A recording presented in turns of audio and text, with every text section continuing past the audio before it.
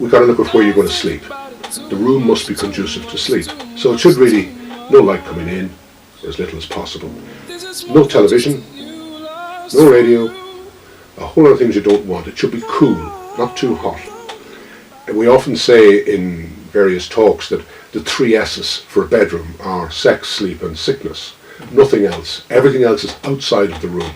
So when you go into this room, because of your kind of wind down ritual, you then come into an area that is conducive to sleep.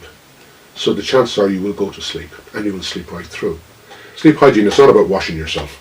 Right. It's about all the things. It's about you and your bedroom. Like number one, what you have before you go to bed. No coffee, alcohol, spicy food, big meals.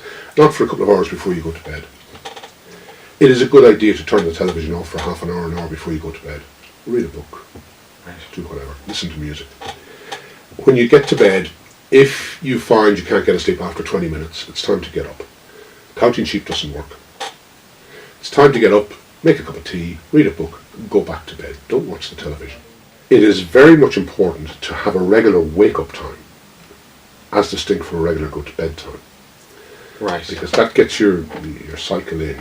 Now, it is also important, and I know this is nearly impossible to do, is that you should have the same sleep time 7 nights of the week.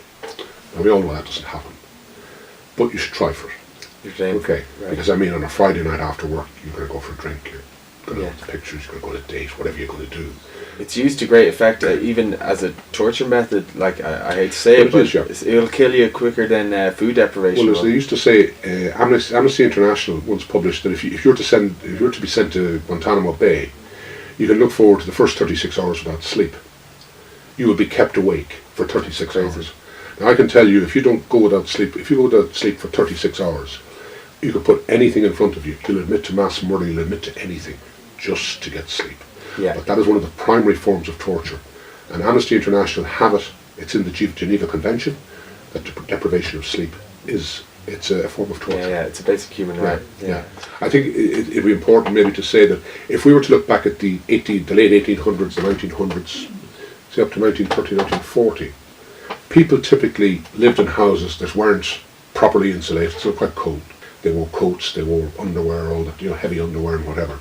But when a man would come home from work, or a woman come home from work to eat, they might have listened to the radio, they might have played cards or read the paper, and then they would go to bed fairly early. Yeah. They would get up fairly early. But remember, they went into rooms that were quite cold. They slept right through. There was nothing else for them to do.